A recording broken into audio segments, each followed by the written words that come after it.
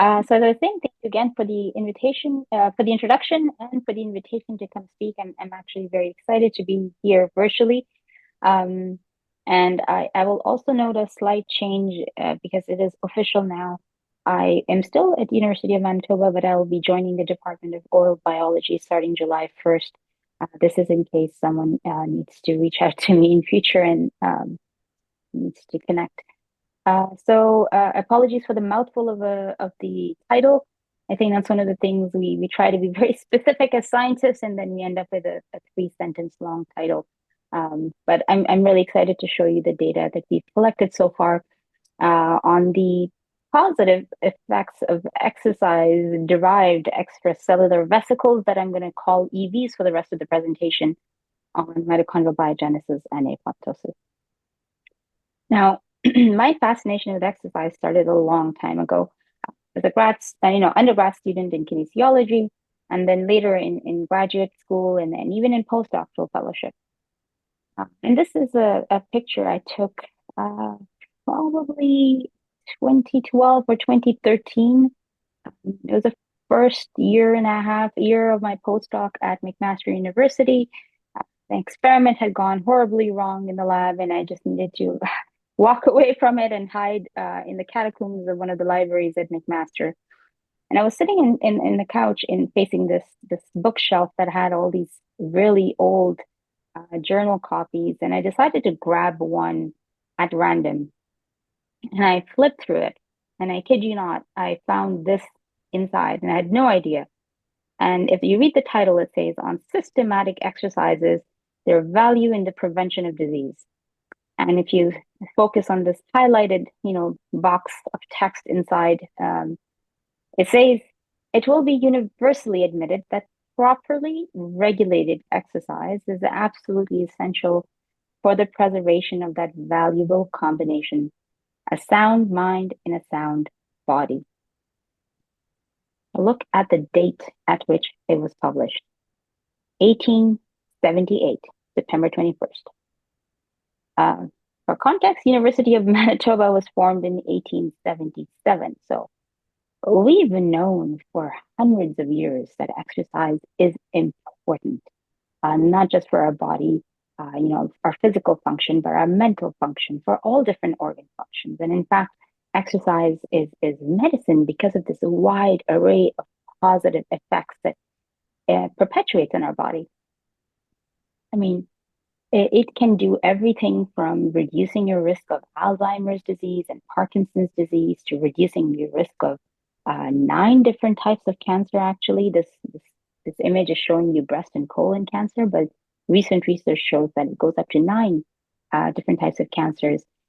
It can, of course, rescue metabolism-related diseases like type 2 diabetes and obesity. It has important functions in cardiovascular disease. It can slow down aging.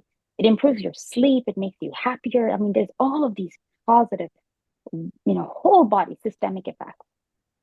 In fact, there was this beautiful paper published around 10 years ago by Bente Peterson and Bent Saltine from the Copenhagen Muscle Research Institute. And this is the gold standard institute for muscle health research and exercise studies for decades.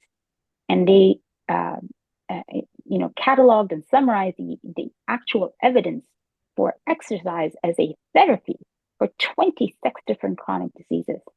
So instead of taking pharmaceutical pills, that can have side effects, can be costly, that sometimes don't work and actually can exacerbate many of these diseases, you can rely on exercise to get the benefits without hopefully harmful side effects. And you don't need anyone to help you with that. It's free. You can exercise any day, anytime, at any age, at any activity level. And I promise you will adapt if you keep doing it regularly. And there is, I will note that there's significant individual response. There's a heterogeneity in the response to exercise. So not everyone adapts to the same extent or in the same manner, but everyone does adapt. And, going back to this beautiful array of the different positive effects of exercise, it begs the question, if you're standing on a treadmill and you're running for half an hour, your muscles are doing the work. Why is your kidney function improving?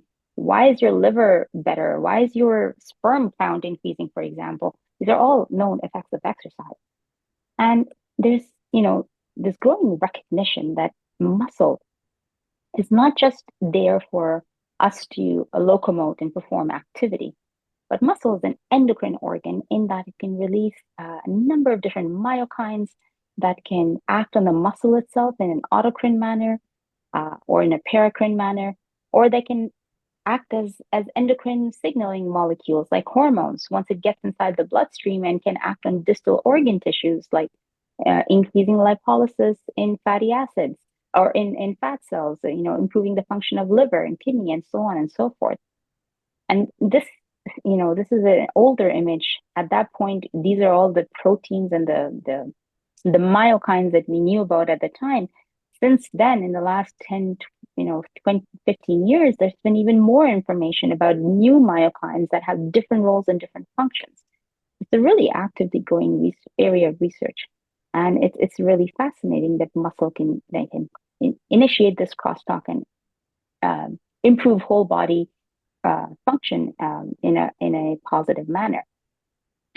Now, I got interested in this muscle crosstalk during my postdoc, and I came across and learned about extracellular vesicles at the time, because these are also a vehicle for muscle crosstalk. Now, EVs, as I'm going to call them for the rest of the talk, there are many different types. They have lots of different names, depending on who's isolating them with which purpose and using which methodology. You can get different populations. So it's a growing area of research and actually has exploded in the last 20 years, really. But by and large, we have agreed in this field that we're going to call EVs either microvesicles or microparticles or ectosomes. And this is when these particles bubble out of the cell membrane, like if you were a kid and you ever played with those soap bubble things. And these tend to be, on the larger side, but they can be as small as 100 nanometers or as large as 1,000 nanometers. Or they can be produced through an endosomal pathway, where early endosomes are, mature into late endosomes and secrete smaller vesicles that are packaged inside as exosomes, also known as endosomes. And again, there's a lot of different terminology, and these tend to be usually smaller. And the interest in EVs really started growing when we first found that these particles that are being released from the cell have important information inside. Information that can be stored as protein, lipids, metabolites, nucleic acids, stored within the vesicle or embedded in the membrane of the vesicle. And, with that, and that discovery happened in the late 1990s, early 2000s, that's when the research really took off. Because until then, people even thought that this was just cellular waste being produced by cells. And in fact, there's so much research going into EVs right now, and there's still so many unknowns. And if you just look at this, recent beautiful review paper schematic, it highlights all of the complexity and all of the known things to date. Like we know how EVs are formed through the endosomal pathway. They can be released, but once they're released, we don't know how they're disseminated. So imagine that this was a muscle cell. EV is coming out of it. Does it get taken up into an endothelial cell and then cross into the blood vessel, or does it just sneak across in between the spaces in between endothelial cells? What are the different messages it has? How does it bind to its receptor cell? How does it, give the information up, and so on and so forth. So this is a really exciting and growing area of research, and there's lots of room for growth and to find out unknowns. So where do we come in this with the exercise angle is the fact that up until 2016, we actually found that many of those myokines that I mentioned earlier had been found packaged inside EVs. So our hypothesis at that time was EVs coming from the muscle, and we called them exosomes at the time, can package these myokines as well as other novel ones. And once they get into the circulation, they can act on distal organ tissues and improve their metabolic function. So when I started my lab in 2018, 2018, July, so that's almost 7 years ago. And that is the basic question around which I formed my research program.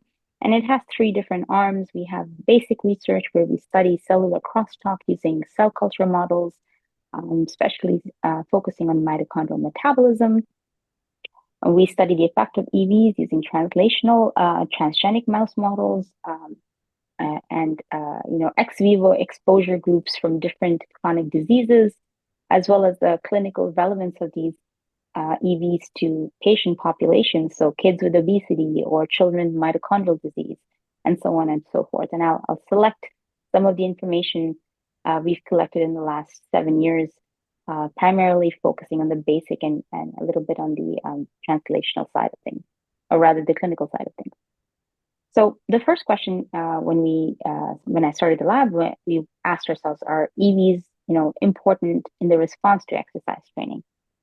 And this really came about by having this short little neat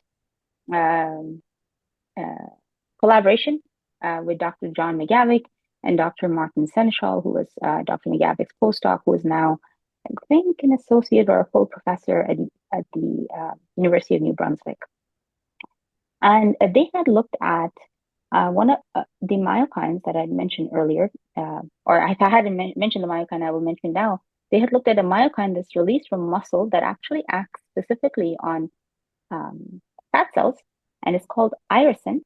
And it's been shown to increase browning of these fat cells, which makes them more metabolically active and really improves metabolic phenotypes.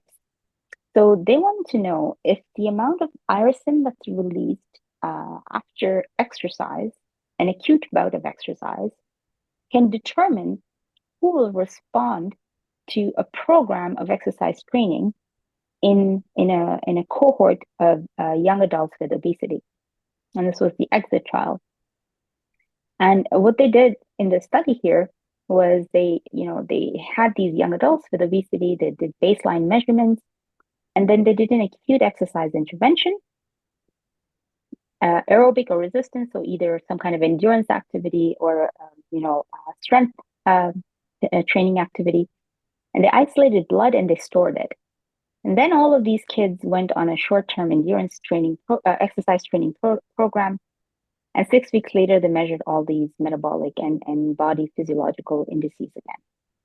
Most importantly, they looked at insulin sensitivity. And they tried to correlate the response in insulin sensitivity to the amount of irisin being produced in the muscle before the exercise. And what they basically found was the more irisin these kids produce after an acute bout of exercise, predicted how much they would adapt in improving their insulin sensitivity as measured by the Matsuda index.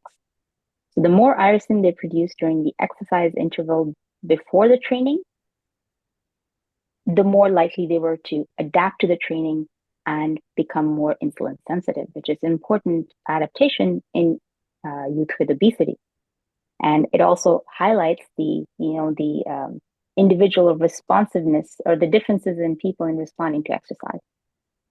So they had some blood left over from that, and they, initially we wanted to use that and see if EVs could similarly predict if someone would respond to exercise or not.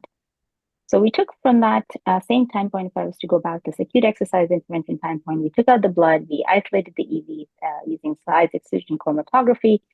And this work was overseen by my first postdoctoral fellow, Dr. Pierdona, with a high school student who I think was in grade 9 at the time, or no, 11 at the time, Alexandra Martin, who's now almost finished undergraduate, her bachelor's program at University of Manitoba. So we took these EVs out and we just characterized them, and we tried to see if they were different in the children who adapted to exercise, who responded by improving their insulin sensitivity versus not. And we found that indeed they were.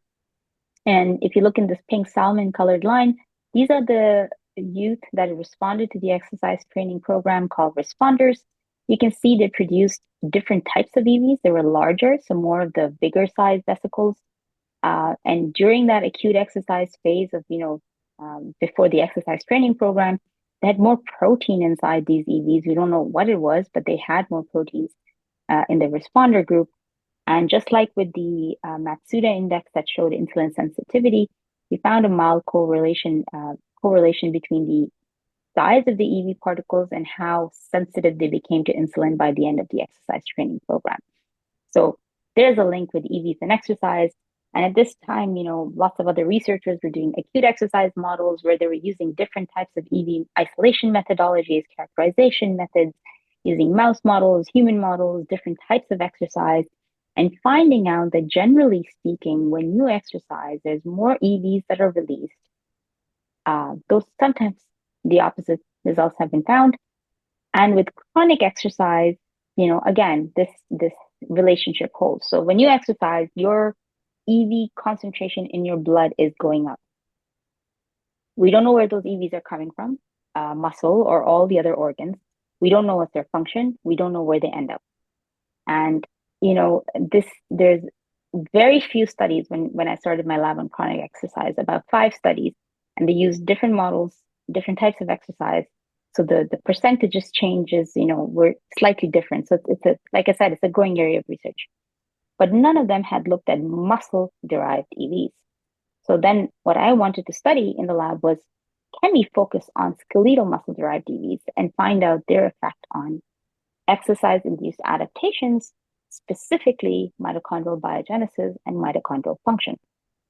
So we started off with a mouse model of skeletal muscle cells, and we differentiated them into myotubes, which are elongated cells that have the potential to contract and relax, which is the basic idea behind physical activity.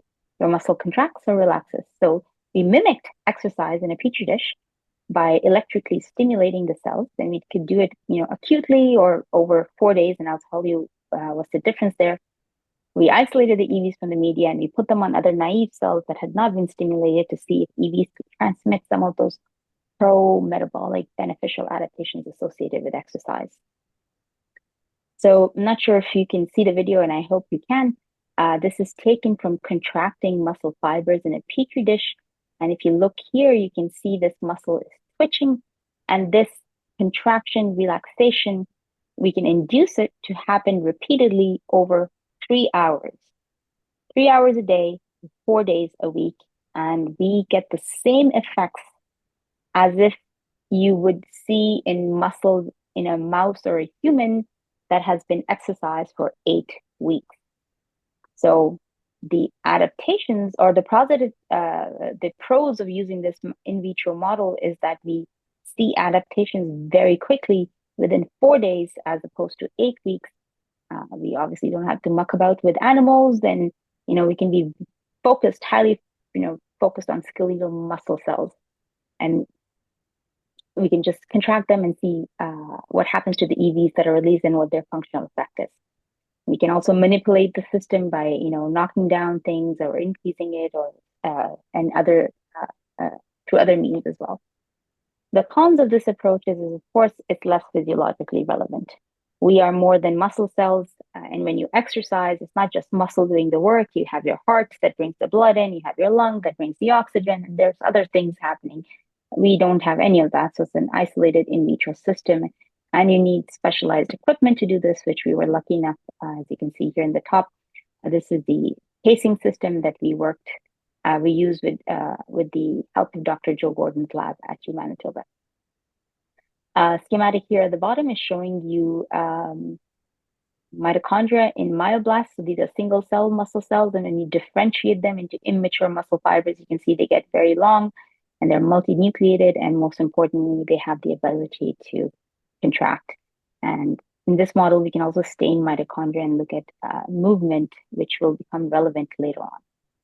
So the first thing we did was let's do an acute stimulation bout and look at skeletal muscle-derived EVs and see if there's any differences. And this work was done by a master's student in the lab. So we had myoblasts, which is MB, and myotubes and T. And we first isolated EVs from the two, and you can see that they're different in size and the amount of protein encapsulated inside. So with and without differentiation, there's differences in the EVs. We looked at different protein markers, Some of them are classic proteins and associated with small EVs versus medium or larger EVs. So it's very important to do this characterization when you do EV research, because you want to make sure that, because they're so small and depending on which method you use to isolate or characterize them, you can have a very different population. So for rigor and reproducibility in the field, it's very important to characterize them extensively. So when someone tries to replicate your effects, they don't have the same type of EVs that you had in your model, then the effects, might be different. So we looked at and you can see here myoblast versus myotube had different expression of these classic hallmarks of the proteins. Now, what happens when you stimulate them? So in dark blue is the 1 hour stimulation, just once, and light blue is the controlled non-stimulated myotubes. We looked at size, we looked at the stability, which is how likely the EVs are to stay intact and separated. So the lower the zeta potential means the more stable they are. The closer it is to 0, it means they can get stuck together and then they might not have a functional effect. And we also looked at the amount of protein inside, and in one word to summarize this, there was no difference of an acute stimulation bout. And we could, break it down over the different sizes of the EVs on the x-axis here, again, between the 1 hour stimulation versus control, and we saw no effect. We looked at the proteins that I mentioned earlier with stimulation. Again, no effect. We put them on muscle cells. For 48 and 72 hours, we stained the cells with mitochondrial red to see, and we didn't expect it really, but we wanted to see if the EVs could stimulate an increase in mitochondrial content. Again, no effect. So sometimes you have a paper where everything is no effect. It's still important because, it's important to know when there is no effect. The only thing we actually saw having an effect was, surprisingly, we took the EV depleted media. So when we had the media around the cells, we took the EVs out, and whatever was left, and we put that on cells, it almost killed all the cells down. And this was consistent between the control and the stimulated. So something was awfully wrong.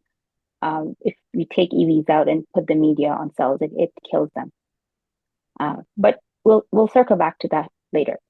So we decided to look at chronic exercise, because clearly acute exercise is not causing any adaptation.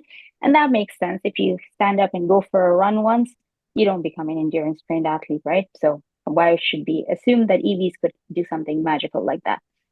So we switched our attention to using chronic exercise as a model. And this is again in a petri dish where we stimulate the cells for 3 hours per day for 4 days at 14 volts, which is the magnitude of the stimulus required to get as many myotubes contracting as possible. And we isolated the EVs from the culture media. And majority of this work was done by my first PhD student who just graduated in December. So it's Dr. Obi now, and she is in the lab as a research associate for a few months. And this paper is on bioRxiv, but also in press with the Journal of Extracellular Vesicles. So the first thing we did was, once we used this model, we wanted to make sure it was working as it should. So if you are stimulating cells for 4 days, the most hallmark adaptation to exercise is an increase in mitochondrial biogenesis and function. So we wanted to make sure that there was an increase, and we looked at it in several different ways. Here's control, here's CCA, which is what I'm going to call the chronic contractile activity as a short form from now on. And you can see there was an increase in mitotracker staining in the blue bars, which is the CCA bars. So there's more mitochondrial mass.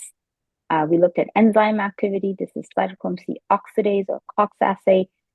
This is the complex 4 in the electron transport chain that accepts where the oxygen accepts the electron as the terminal end to that process. And we have, coupled with ATP production and turning oxygen to water. So biochemistry. This is a classic hallmark enzyme activity that you use as an indice for whether there's an increase in mitochondrial content and function. And we see in our blue bars that indeed the CCA myotubes have more mitochondrial content and function. They have more cytochrome C, which is again a hallmark protein used to measure the amount of mitochondria. And we looked at total protein yield and we found there was no difference. So our model works as it should. There's more mitochondria when you stimulate the cells. What happens to the EVs we get from them? So using differential ultracentrifugation at this time, we isolated EVs from the media, and this is an electron micrograph showing that we have intact vesicles. This is a larger one at the top and a smaller one here, and they have that classic double membrane shape, donut type appearance of the EV, which I'm not sure if you can appreciate on your end. You really have to zoom in. So our isolation procedure is giving us intact, stable EVs. We looked at the size. Now this time CCA EVs are in purple. These are the EVs isolated from the chronically stimulated myotubes. Average size is about the same, but more EVs are released, which lines up with all of the work that had been done at this time. We looked at zeta potential, and again, remember this is the stability, how far apart the EVs are. They're not aggregated, they're stable. The lower the value, the better the stability, and you can see that, it remained unchanged. The total amount of protein within the EVs actually didn't change between control and stim, but what changed was the concentration of the particles, as I mentioned before. So this here is showing you all of the different sizes, and this is done with single particle analysis. So we're measuring every EV that we have in the system up to a maximum count. And you can see in purple, there's more EVs at every size. And if you were to look at the 4 days of stimulation, there are more EVs produced every day, and the effect really kind of, magnifies around day 3 when the CCA myotubes produce more EVs. Great. So now we know our system works. There's more EVs, which lines up with the previous data. Now, do these EVs have any functional effect? So we stimulated the cell. This is the lightning thing for stimulating, and 21 hours were allowed for the cells to recover. We took the EVs out and we put them on myoblasts, and we did that every day for 4 days. And on the 5th day, we didn't isolate EVs every day. In this model, we isolated EVs here on day 9 after 4 days of stimulation. And we isolated the EVs and we put them on myoblasts. And we also had the plans to put them on some cancer cells. And we looked at the mitochondrial capacity in these myoblasts. And it's a thumbs down, crying face, sad emoji, because patients came into my room and she's like, I am so sorry, Ayesha. There is no effect. Your hypothesis is wrong. And my response to her was like, do not be sorry. This is what graduate school is all about. You should try to disprove your hypothesis. And it's excellent if you can show me that it didn't work. But did we actually do it properly? Because here we isolated EVs on the last day of stimulation after 21 hours after the last day of stimulation, and then put them on myoblasts. But the myoblasts got EVs just once. So this is the equivalent of, exercising once in your life and thinking that you will have an effect. What if we go back to our model, and instead of adding it just on the last day, after every day, 21 hours after the stimulation, we take conditioned media, EVs, EV depleted as our negative control, and add them on myoblasts on day 1, day 2, day 3, day 4, and 21 hours after day 4, we isolate the cells and look at mitochondria. And now you're getting EVs over 4 days, just as if you were getting that stimulation bout. So first, we wanted to check and make sure we didn't kill our cells. So we looked at the total cell count, we looked at cell viability with MTT and trypsin blue exclusion, and we looked at total protein yield, and really there was no difference between control and CCA EVs. Okay, so that's good. We're not killing ourselves.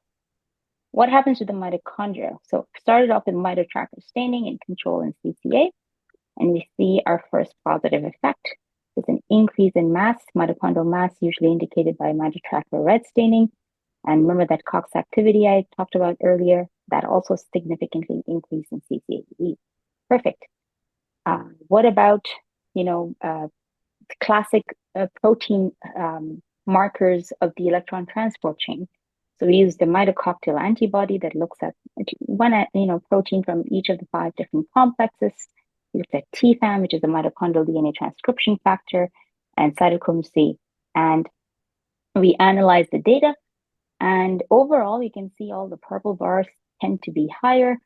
Some are very close statistically significant, whereas some are, mathematically statistically significant. And it all has the same trend, an increase in the amount of these important pro-metabolic, pro-mitochondrial proteins with CCA-EV treatment. Okay, so that looks great as well, but that's not enough, right? If you're trying to show mitochondrial biogenesis, you have to measure it really comprehensively. So we decided to do the best, the gold hallmark, which is looking at mitochondrial respiration using C-force assay, and this is a oxygen consumption rate graph that you usually generate from this. But we added one important variable. If we were to see an increase in oxygen consumption, as we expected to, that was very exciting. But the next question was like, where is the effect coming from? Now, EVs, remember, have proteins and factors inside, but also on the outside. In fact, it's called EV corona, nothing to do with the coronavirus or the beer, but just the fact that when you isolate EVs, naturally found EVs within our body have proteins that kind of get attached to the outer surface. They're not embedded in, but they're pulled down, and it's a biological function to have them around the periphery. In addition, you have membrane-associated proteins. So these are the transmembrane proteins and the membrane-bound proteins on the EVs. So we wanted to know where the positive effect is coming from. So to find that out, we added a neat little experiment where we took EVs, we treated them with proteinase K. That's a proteinase K, it's an enzyme that digests proteins. And because the vesicles are intact in just the EVs and proteinase K, it should digest all the proteins on the outside. And then we had a group where we added a detergent that breaks up the membrane. So technically all the proteins inside and outside should be digested. And we looked at oxygen consumption rate. So here's PBS, negative control. These are our control EVs. When we add CCA-EVs, we see a significant increase in maximal oxygen consumption. Beautiful, matches all of our data. What happens when we add proteinase K? The effect is gone. So it is likely that it's either the proteins associated with the membrane in the EV corona or the transmembrane proteins that are important. This effect remains, lost if you do just tritone only or the combination group. So with this, we're pretty confident that it's something, with the protein on the outside or the ones associated with the membrane, and whether the reason is that it's not allowing the EVs to bind to a receptor and be taken up, or whether it's the important cargo that's on the outside, we don't know, but it could be either or both, and that remains to be determined. So, speaking of how EVs are taken up, if you focus here, you can have EVs be endocytosed into a cell. They can bind to a receptor on the cell surface, and the entire receptor can be endocytosed. They can be taken up through caveolae or clathrin-dependent and lipid raft-dependent endocytosis. The cells can, eat the EVs up through phagocytosis or micropenocytosis. Or you can have EVs bind to the receptor, stay outside, and initiate a specific cell set of intracellular signaling pathways that ultimately release the content of the EVs and change the cellular phenotype. Any or all of them could be important. We don't know. But we wanted to make sure our treatment with proteinase K and tritone was working as we expected.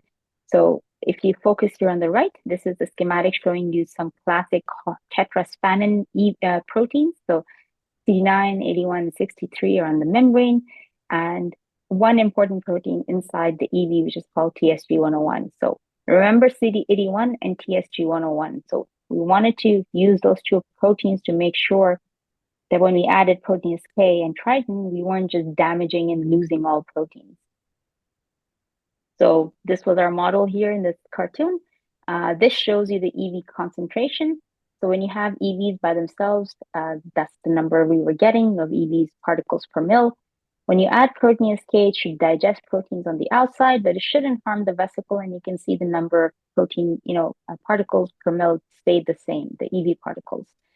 The moment you add tritone, the vesicles are disintegrated because of the detergent, and you lose that particle count. Good. This is another measurement of the number of EVs that went through the machine, because remember, it's a single particle analysis, so it counted every particle going through it, and you can see the rate doesn't get affected with protein SK, but it is demolished when you have chitin in the mix. And remember those proteins, CD81 is in the membrane, and TSG101 was enclosed within the EV. So when you add protein SK to the EVs, the membrane-bound TSG101, the membrane-bound CD81 disappears. So you can see it's there here in the negative group, but it's abrogated in the protein SK condition, whereas the enclosed luminal cargo of the EV TSG101 stays intact. And this CL is just a control lane. So we knew our treatment was working. So clearly there's some protein on the outside that's either, an important protein itself in inducing the effects of CCA-EVs, or it's important in binding to a receptor and causing downstream signaling. We don't know which one it is. We also wanted to see if there was a dose-specific effect of EVs. So my postdoc in the lab, Dr. Tamara Souza, did this neat set of experiments where we modulated the amount of control EVs we were given. So we used 3 different doses, and same with CCA-EVs, and we looked at oxygen consumption. So remember, CCA-EVs increased per day. We kind of averaged this and figured out what was the normal physiological dosage, and that turned out to be around 2 times 10 to the 4 EVs per mil for CCA and control. And we decided to go 1 below the physiological dose that was being produced and 1 above, so twice as much. And we looked at basal oxygen consumption, and if you look at the dosage that is physiological, as with patients' data, we see Tamara showed a positive increase with CCA-EV treatment, and this remained the same for the maximal oxygen consumption analysis as well, where CCA-EV treatment increased the rate of oxygen consumption. And that's the physiological dosage that we calculated with our values here. But pay attention to the 4 and the dose twice as much and the dose half as much. No effect, no significant increase in basal or maximal oxygen consumption. And in the case of doubling the dosage, it actually seems to have a negative effect where oxygen consumption is decreased. So it doesn't mean that, well, it could, but one alternate explanation could be that EVs are now suddenly toxic. I think the more likely explanation is that there's a stoichiometric ratio of the amount of EVs to the cells, and we exacerbated the system here, and we added too many EVs in the media. So too much of a good thing. And if we were to play with the dosage and cell count appropriately, we will not see this toxic effect, hopefully. Lastly, we wanted to confirm that the EVs we were adding were getting inside the cell and not just stuck on the outside. So we treated our EVs with a dye, PK867. We had rhodamine to bind to F-actin. DAPI is the nuclei stain, and we took confocal images. And this is a blown up image of one of them, and you can see the beautiful green is inside clearly the cell. So our EVs are getting inside. And we concluded from this that our CCA-EVs can increase mitochondrial biogenesis in muscle cells in a dose-dependent manner through membrane-associated protein. Now, how is it doing it? It's an open area of investigation in the lab, and if you're interested, shameless self-promotion plug, I am looking for grad students and postdocs. So if this interests you, please do reach out to me. But in the meantime, we started looking at mitochondrial movement. So remember, this model allows us to measure speed and movement, and we had a bunch of students in the lab who helped us. There's a volunteer student, an undergraduate who's now in medical school. Hashini was a grade 9 student. She was now in grade 11, I think, who was coming back to the lab, who helped us measure the speed of mitochondria. And it was overseen by the lab tech and our postdoc. So we looked at how fast the mitochondria are moving when you add CCA-EVs, and we looked at velocity, displacement, distance, and a whole lot of other variables. And the takeaway from that is basically that when you add CCA-EVs, you increase mitochondrial motility, so movement, displacement, and that could potentially be one of the contributing factors for the increase in oxygen consumption that we see. We, again, don't know how CCA-EVs are doing that. We also don't know if this effect of EVs is, consistent with other cell types, or is it only for muscle? So before I show you some of the work we did with our lung cancer cells, I want to show you this paper because old is gold and everyone should know the basics and the most important papers in the field that you're in. And sometimes you come across them by just, good old digging in the library, whether in person or now virtually. And I found this paper when I was studying for my PhD comprehensive exam. And this was published in 1962. And they did this one simple exercise where the study design was very simple. They took out muscle from rats and they put them in little tubes and they stimulated the muscle to mimic exercise. And they took the media surrounding that, the contracted tissue, they spun it down and they injected it into the rats. Had one table, probably hand-drawn, or I'm not sure, typewriter. They looked at the tumor weight in the rats that got that F substance, the substance around the contracted muscle fiber that they call fatigue substance or F substance. And if you look here, the tumor weight, this is the control, and this is with treatment, it went from 12.2 grams to 0.3. Every single animal that was injected with the F substance had almost, in this case, it's 0 grams in range to almost 2.8 grams after treatment. The tumors shrunk. And this is your non-fatigue control, where the muscle wasn't stimulated and the tumor size remained the same. So they said in this paper in 1962 that muscle releases something that is actually anti-cancerous. We don't know what it is, and we still don't know what it is. And we know exercise has anti-cancerous effects, but we don't know how it does that. We have some idea. But our question was, hey, can the EVs have these anti-tumorigenic adaptations with exercise? So again, this is patients now with their PhD work. We did the same exercise model as before, 4 days of STEM, isolating EVs, but this time putting on lung cancer cells. First thing we looked at was mitochondria, and surprise, surprise, all the things we saw changing in the muscle cells, absolutely nothing changed in the lung cancer cells. No increase in mitochondrial red, COX activity, different proteins associated with the electron transport chain. So that effect on mitochondrial biogenesis was specific to muscle cells. And the same EVs in lung cancer cells do not cause the same effect. And it is a mystery for now as to why. And again, remember the EVs in the muscle cells didn't kill the cells, but here in the lung cancer cell model, there was less cell count. And so there were fewer cells, and there was a reduction in cell viability. And this was linked with an increase in apoptosis in the CCA-EV treated cells. So there were fewer cells and more cells were dying when you were adding the EVs in the lung cancer model. This is the Lewis lung carcinoma cells. We looked at, PI staining and flow cytometry. We also looked at a cell death ELISA to look at DNA fragmentation, which is the end stage of apoptosis. And again, you see it increase in the purple bar CCA-EVs, but when you add triton and proteinase K, that effect disappears again. So something in the membrane of membrane-associated protein is causing cell death.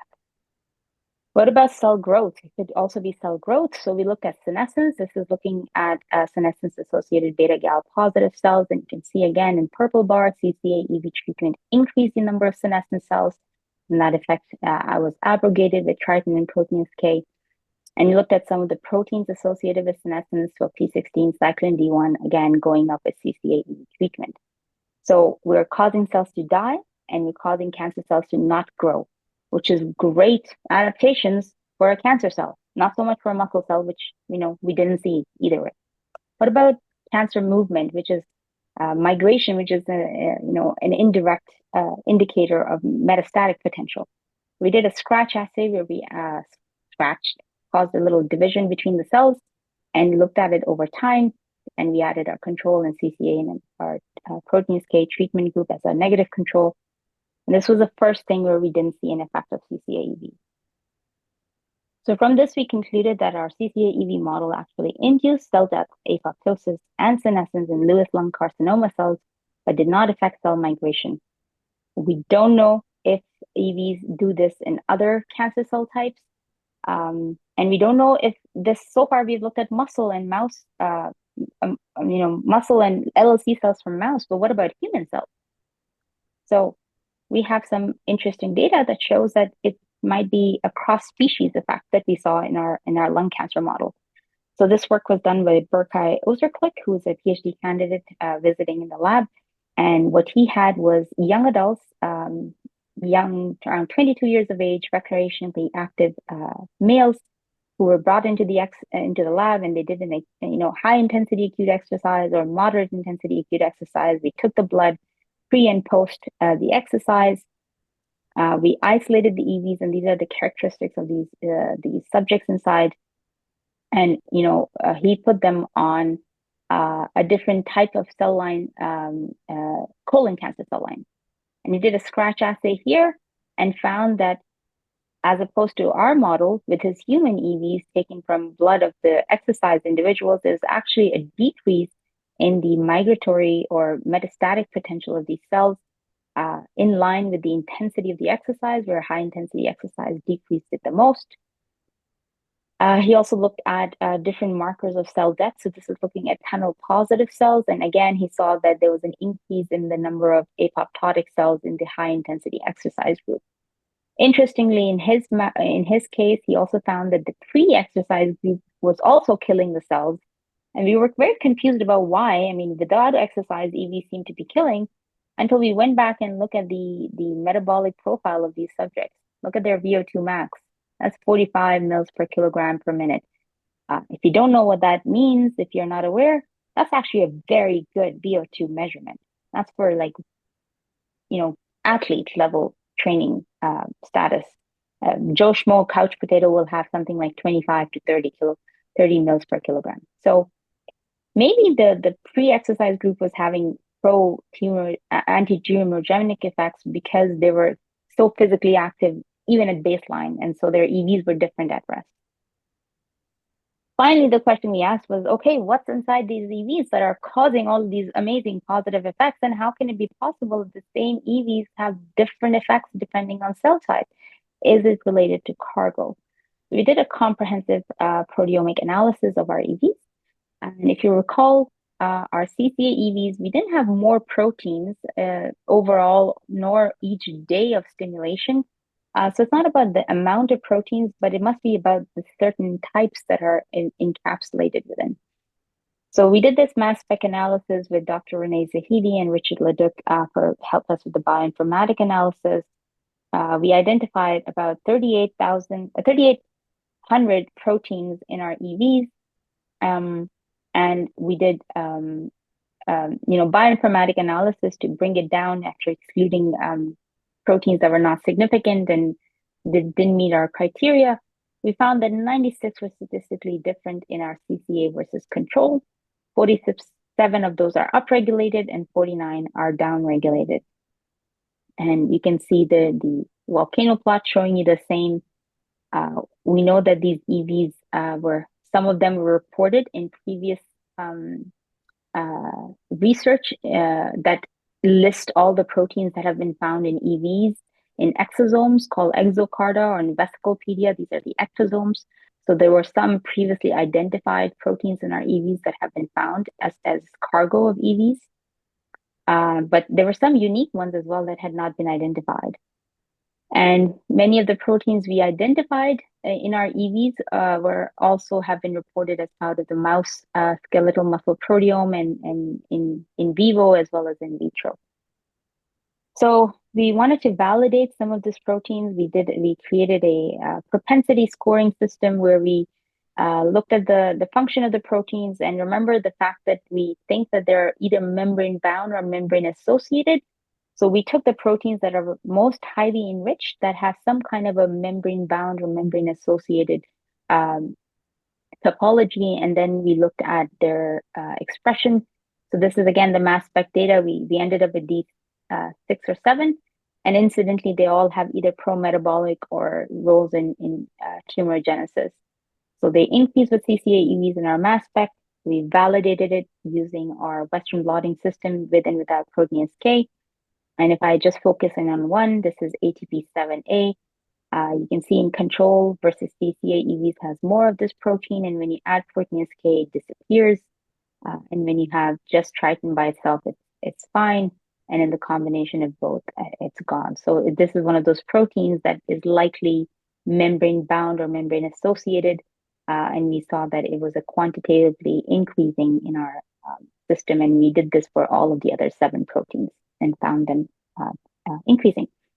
Which one of these 7 is the pre-clear? We don't know. So we are working to find that, hopefully soon in the future with the help of my amazing grad students who are in the lab yet and the ones to come in future. So to conclude and summarize all the information I've shown you, the CCA-induced skeletal muscle EVs enhance mitochondrial biogenesis and movement. We know these same EVs can perpetuate anti-tumorigenic effects in mouse as well as in human cells. And these effects are dose dependent and cell specific.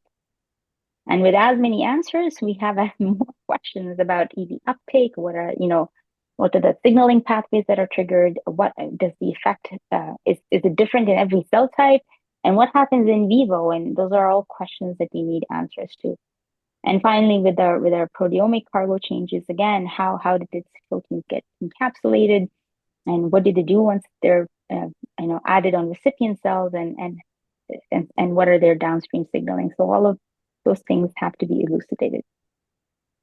So at this time, I would like to thank all the people who actually do the hard work in the lab, my current trainees, as well as my past lab trainees, all of the different collaborators that I have within the institution across Canada, internationally, and all of the funding organizations that have funded the work so far. This is a picture from last summer when we went to for our summer activity, and now I see everything as small and large EVs, so we just divided ourselves into small and large EVs for characterizing people now. And as before, I'm looking for graduate students and postdocs. So if you are interested in this research and you're looking for a graduate position, I'm open to questions and emails. That's my contact information. I'll be happy to take any questions that we have. Thank you, Dr. Saleem. Does anybody have questions here? Oh, right. So, should my health plan cover my gym membership? Is that what I'm hearing? Yes, you should. And you should, whatever you can do. You don't need to go to the gym. You can start by walking inside a room in a circle if that's all you can do. You will adapt, I promise you. So is there a minimum amount to actually see an effect? More seems to be always better, but is there kind of threshold or diminishing returns? So there has been some really good work done by researchers at McMaster and who are now at UBC. So Dr. John Little at UBC and his erstwhile PhD and postdoc supervisor at McMaster. And they found that you can do exercise in as short a time as like 20 seconds. And if you do that like 4 or 5 times a day, very high intensity exercise, let's say you run all the way up to the top of the 4th floor, 20 seconds flat, and 3 hours later you run back down. Even those exercise snacks add up by the end of the day. So you don't have to go to the gym. You don't have to exercise for 20 minutes straight. You can do exercise in short bursts, and they call it exercise snacks throughout the day. And the more you do, of course, the better it is. But even small things add up as long as you do them continuously, progressively, and reliably. That said, there is information that says that there is changes in our transcriptome and genome with just one bout of exercise, but obviously those are not going to have physiological adaptations like increasing mitochondrial biogenesis long term. So as much as you can do, if you can do a small amount, is good. I don't know if those effects will translate to EVs the way we have seen, but there are in other metabolic measurements that people have done. Every little bit counts and has effects downstream. So if anything you take away, you're welcome from this exercise. Do yourself a favor, do your future a favor and exercise. Ayesha, Mike, fantastic talk, Ayesha. So maybe just going to break the silence here and give the students a few minutes to think of questions. I've got 2. The first one being with the mass spec data. You mentioned about kind of identifying a number of proteins. Is there any commonalities, like if there's like a go term analysis of that? Is there something unifying those proteins as a common feature that would possibly explain why that particular cargo is so beneficial in terms of mitochondrial biogenesis? So, great question. When we got the results, the first thing I was like, let's look at known myokines that have been, known so far, all the classic hallmarks that we knew. We found almost nothing inside. Like, okay, so we are identifying brand new myokines that have not been shown because they are being released from muscle in an EV. That's a definition of a myokine, and with exercise. Then we, took the data and we cross-referenced it with mitochondria, which is all the proteins involved in mitochondrial biogenesis, just like with exocardia and vesiclepedia. We found, I think, maybe one or two that overlapped with classical canonical known mitochondrial biogenesis related proteins. So that was also very confusing. We seem to be missing the hallmark proteins like PGC1 alpha, TFAM, all of those things. If they were there, they were not enriched in the CCA-EVs. Now that doesn't mean, so that's two things. So either they're there, but they're not enriched. But remember, there's total increase in EV count. So even though the amount, is not different between EVs, you're ultimately getting more of it. So it could translate into benefits. We, in this data I showed you, only looked at EVs, proteins inside the EVs that were significantly increased in concentration. So, we might have boxed ourselves in there because of it. But other than that, I mean, we have let me see if I have that data. I didn't include all of it, but we looked at all of the different, functions associated with the proteins inside. And a lot of them have to do with endosomal system. Actin signaling is big because EVs rely on the actin machinery to get around. I don't have this data here, but it's in the preprint paper. So it doesn't immediately stick out as something where EVs are enriched with mitochondrial biogenesis related proteins. In fact, is more with cell structure and actin signaling, but clearly, even if it's not hitting, it's not showing up in the bioinformatics, it's still something is there that's causing the effect. The second question was, and of course I've cheated here, right? Because we've looked at some of your papers in class. So in Barquet's paper, he's got people who are exercising. They're only men. Yes. If they had been a mixed population, men and women, would you expect anything different? Or is it just kind of harder to control? I think it needs to be studied. I think because, people just, for the longest time, we were never looking at female mice because they're like, let's stick with male mice. It's just more consistent. Whereas actually female mice might be even more consistent than male. So this has to change. And there is this growing recognition of sex and gender-based analysis. In Burke's thing, they only took males because they wanted to avoid the effects of the female estrous cycle and menstruation and hormones on EVs and the confounding variables. But that said, we need to look at it. I would hypothesize that there's a positive effect too, but is it magnified or dampened with different, hormonal, environmental milieu? We don't know, but it'll be really important to study that and really informative. So great question. We have some online as well. There's a question in the chat, and just letting. I'll read it out for the people in the room. The question online asks, did your group do different intensities of stimulation as well as different duration on the cells? And if so, did you see differing effects on mitochondrial biogenesis, etc.? Or was it more about finding a model that worked? And that was from Rhea. Okay, so again, a great question. So we just started, when we initially started using our stimulation protocol, we went through different voltages. We tried 8, 10, 14, 16, I think 20 volts. The higher the voltage, the more the chance of ripping off the cells off the plate. So you can't go too high. So you have to balance that with letting your cells survive and using the dose that maximally stimulates as many fibers. So that is what we used when we were trying to find the dosage. The 3 hours per day for 4 days, it's a very standardized protocol that I took from my own PhD lab. It's a model of cell stimulation. But, having said that, what if we use a 24-hour stimulation model? There are papers that stimulate cells for 24 hours and then take the EVs. It's not physiologically possible to have someone do exercise for 24 hours, but you can stress your cells and definitely see what happens to the EVs. And maybe we'll see the same or, effects that are greater in magnitude, or maybe we'll see the opposite effect completely. We don't know that. We haven't done the different, exposure times or duration either. So we need to search that.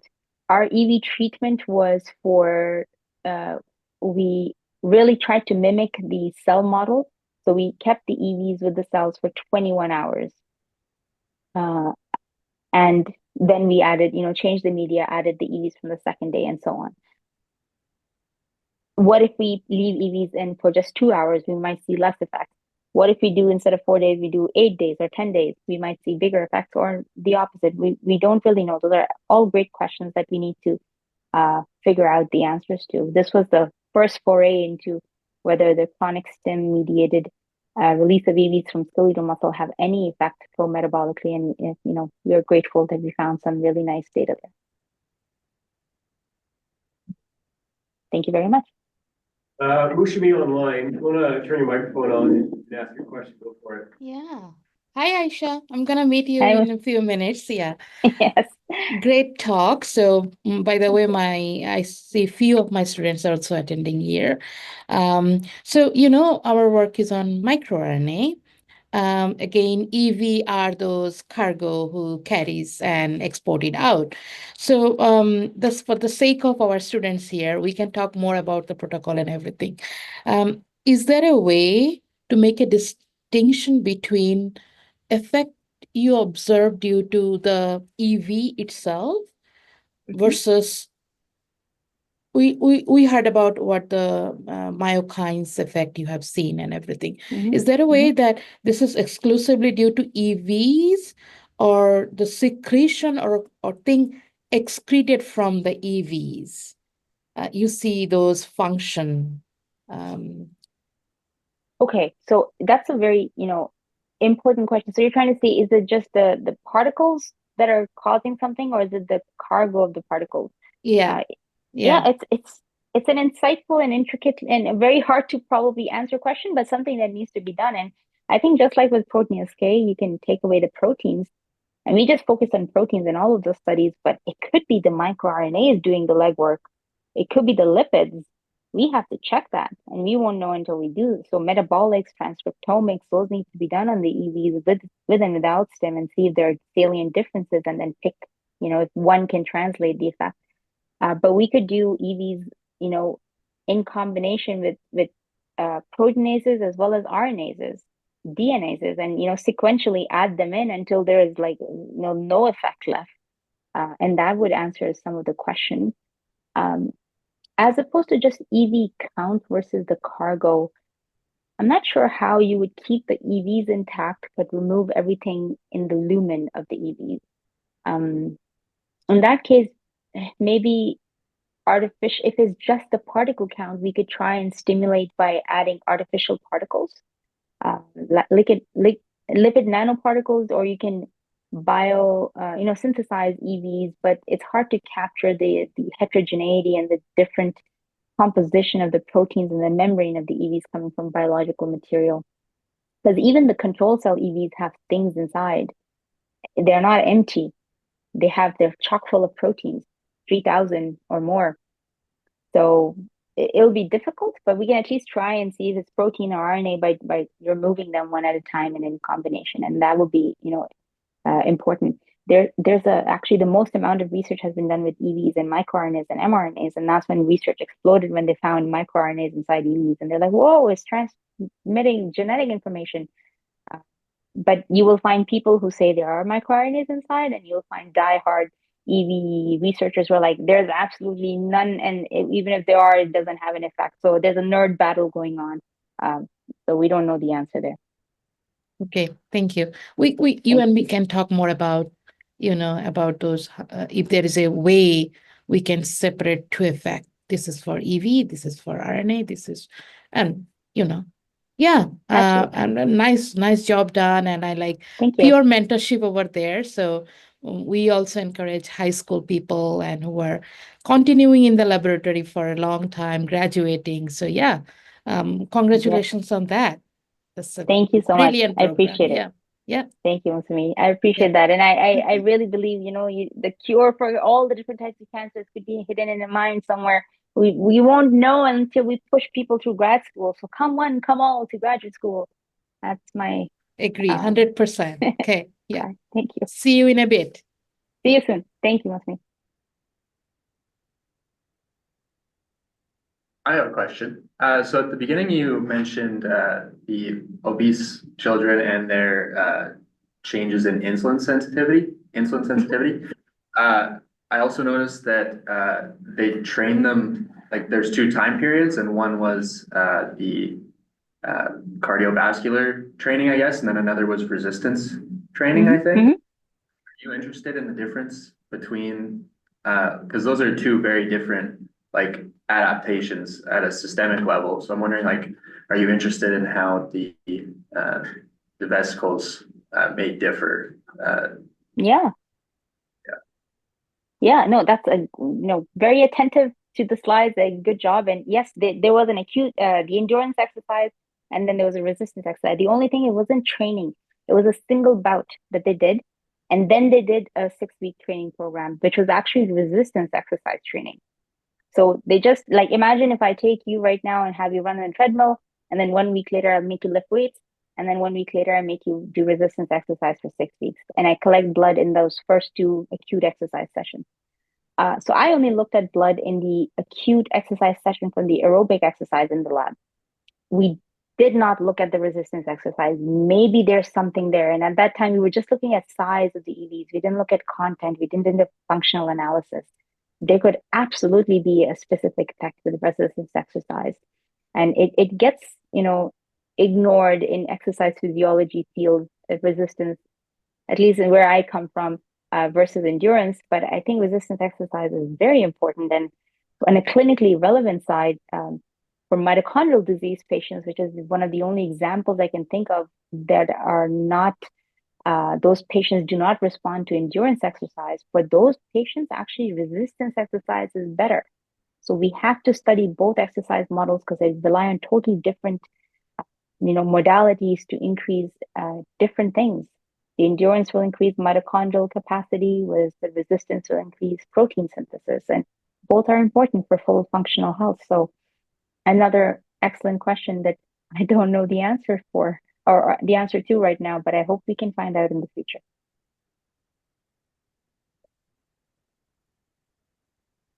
Any other question? I think that's probably our time. One more time, we thank Dr. Saleem for joining us today. Thank you so much for having me. I really appreciate it. Have a wonderful Friday and weekend.